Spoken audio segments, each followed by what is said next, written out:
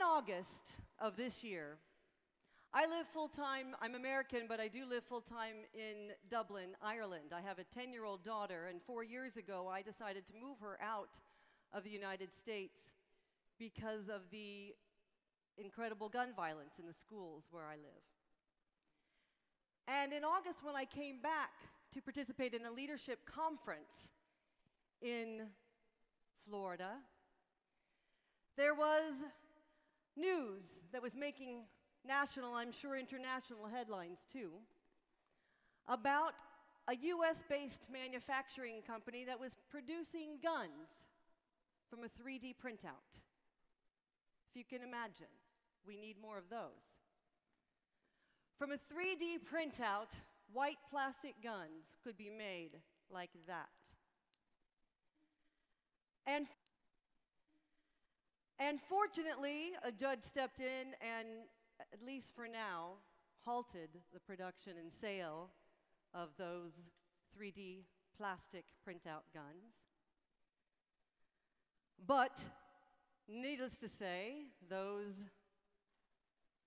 descriptions, those instructions can be purchased online, and it's only a matter of time. Or is it? Because at the same time that that was happening, there was a certain person, an artist, who was motivated to make his own 3D printout. This 3D statue that I believe is making its way onto the stage right now is of a 17-year-old who will always be 17. Because this is the life-size replica of Joaquin Oliver, who at 17 years old was gunned down along with 16 other children, coaches, teachers. He will forever be 17. But he is not, ladies and gentlemen, a victim, as you might imagine. No, and he is much more than a statue.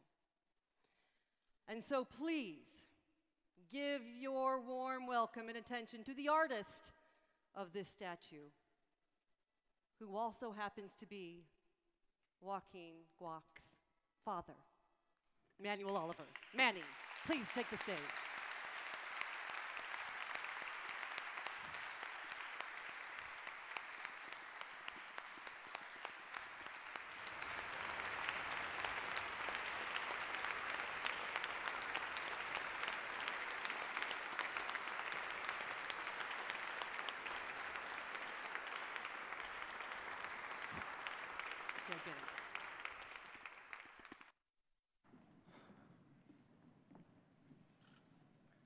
Honorable Desmond Tutu, damas y caballeros, premiados de los años anteriores, nominados, gracias por permitirme estar aquí hoy.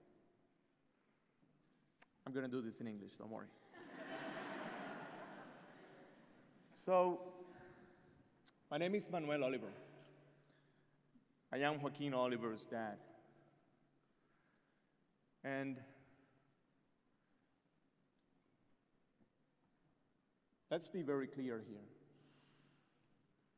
Our son is a victim of gun violence that became an activist. And we are very proud of what he does every single day for other kids. It was like 2 years ago that,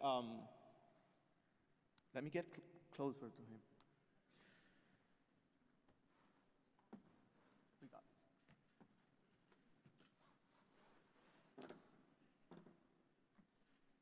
That's better. It was like 2 years ago that I was having a conversation with Joaquin. He was a deep thinker. Joaquin, every time you had a conversation with Joaquin, there was music involved. It was like a soundtrack of a movie that somehow will merge with the conversation. And I don't remember exactly what we were listening to. It could be classic rock or hip hop, whatever. he started talking about how do we want to be remembered once we die. Where did that come from? You're 17 years old, 16 years old. Why do we need to talk about that? So he started it. Dad, how do you want to be remembered when you die?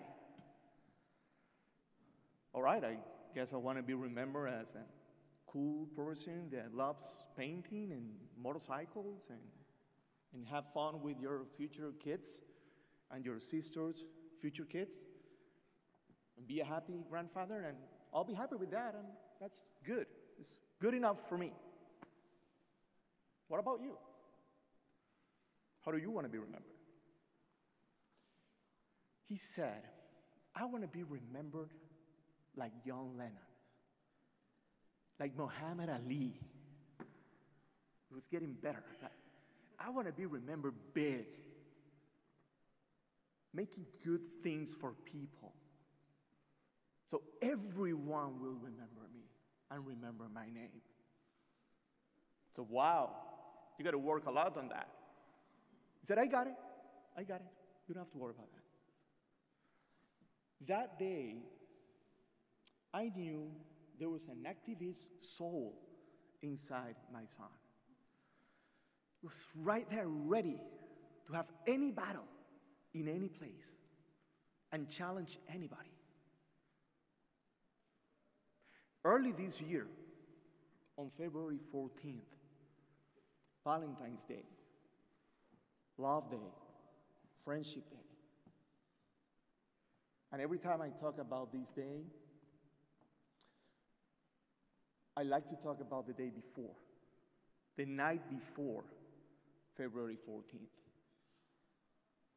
The night before February 14th, Joaquin Oliver, El Enano, which is how I used to call him. Somebody was telling me last night that we have a lot of nicknames at home. And we do. We like nicknames. Cosi, Mimo, Monchi, Enano. It's cute, right? So I used to call him El Enano. Anyone of you here don't know what Enano means. It means short guy, short dude. It makes no sense now, but when he was 4 years, 5, 6, all the way until 14, maybe he was El Enano. So I used to come back from the office, Enano, and shout it really loud. And he would run and hug me and kiss me, and my family had that love that all families need. We had it home.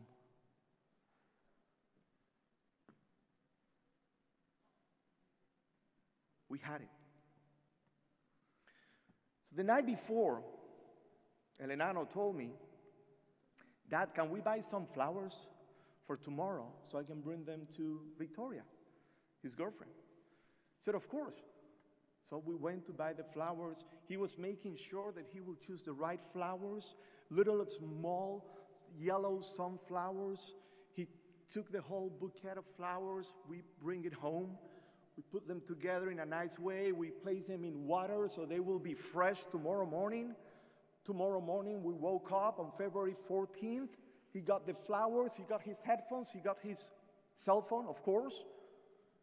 And then I left him in school. I said, I love you, son. He said, I love you too.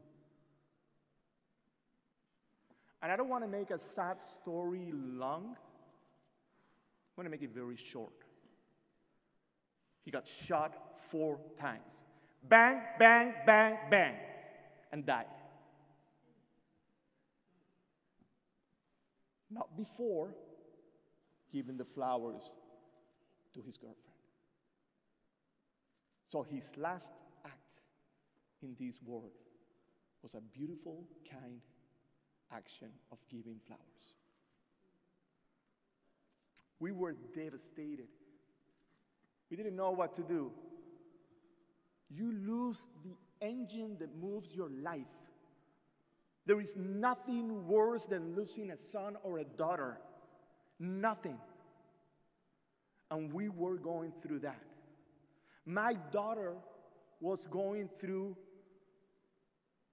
the whole thing behind losing her brother. We were asking questions. You don't get an answer. Nobody can give you an answer that will make get an answer. Nobody can give you an answer that will make you feel better. So a friend of mine, that he happens to be here, Jose, asked me to go to a parents meeting in Portland. Local parents. They were going to meet together because their kids were putting some movement together to fight against gun violence. I was sure, let's go. So it was me and my wife were able to meet all these parents of these kids, and they were introducing themselves one after the other. And I remember holding hands with Patricia, waiting for our turn to let them know who we were. And that was a before and after in what we do today. I remember us saying, we are Joaquin Oliver's parents, and we belong to this group because our son is an activist and not a victim. And it felt good. And we were welcome that day. And then we met the kids. So we were invited to a meeting of the kids. That's a privilege, by the way. If you are 22 years old, older than that, you're not invited. You're not welcome, period. We were invited. Me and Patricia were the only adults welcome to the meeting. Yeah, it's funny, but true. So we got there, and there's all these kids, like 30 of them, running from one side. It was in Matt's house. I remember that. Running all around, we're going to do this and that, and talking about politics. I didn't understand half of it, but I like it. See, this is great. Finally, we met a group of people that is actually doing something. We met politicians before that. We met leaders from different parties and positions. This was the right place to be. I remember Matt, to put some order in the whole meeting, there was a dog toy, and he would squeeze it. And everybody will stay calm. So what a great way to have a meeting. I'm going to do this in my office. So that was great. And then they were talking about a big march. Yeah, let's do a march in Washington. Yeah. And it happened. Thousands of people were there. We witnessed that. It was awesome. And then summer arrived, and they decided to go on tour, like a rock band. Let's go everywhere, yeah. Let's talk to people, convince people, talk to people. And we were behind them, like groupies. Like, yeah, let's go with them. And I saw the Portland kids turning into March for Our Lives. And that was only getting better and better every single day. They decided at some point, you decided at some point, that people should get registered to vote. You decided, you push it forward, and you succeeded. Then you decided that people should go ahead and show and vote on election day, and you push it and you move it forward, and you succeeded.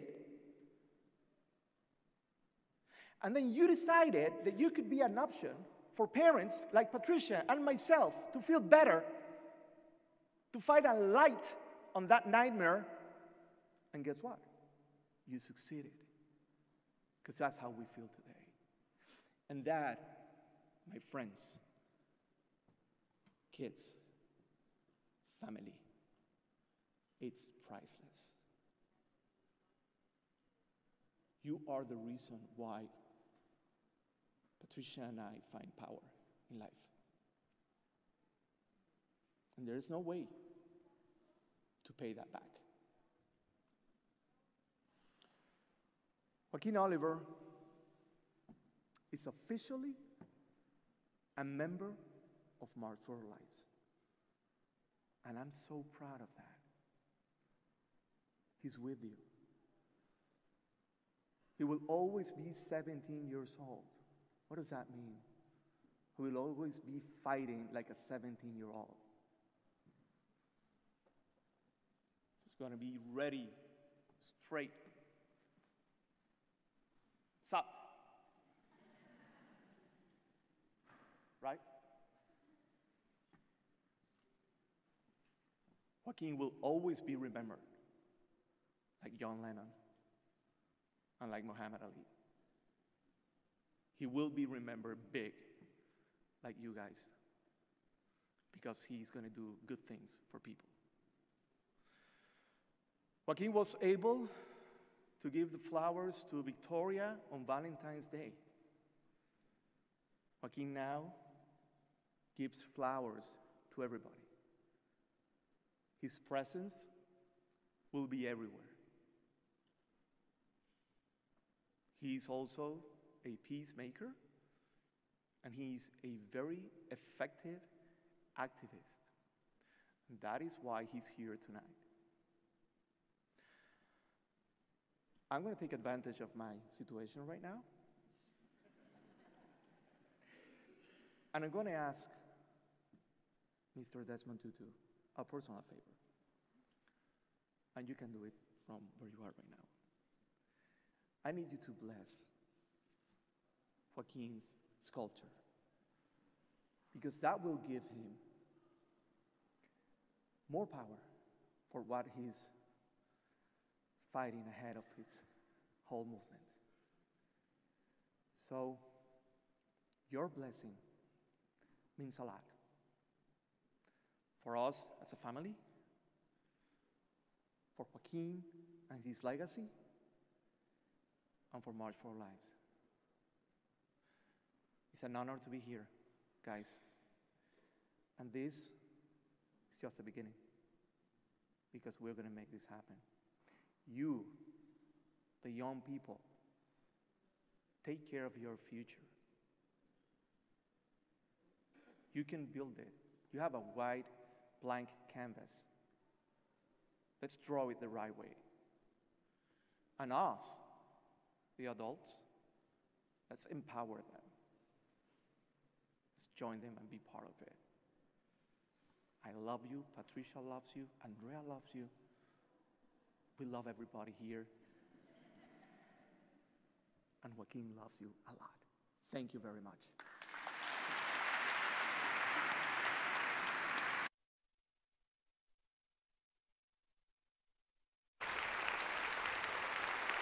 Ladies and gentlemen, Manny Oliver, Joaquin Oliver.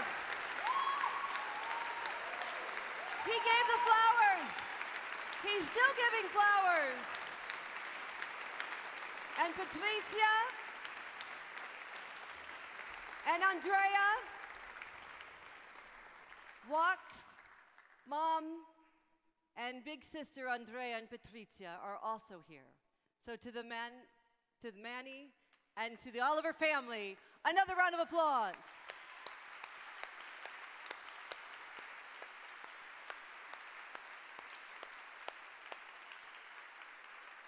Ladies and gentlemen, as Manny so eloquently said, Joaquin is a peacemaker.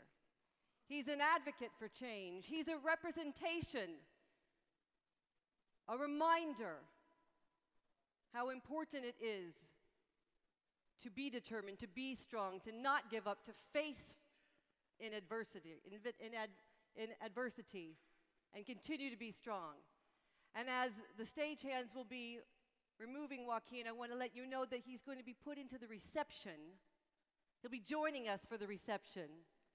So you may take photos with this activist and continue to be inspired by what he is doing as a change maker and as an activist. Thank you again, Manny.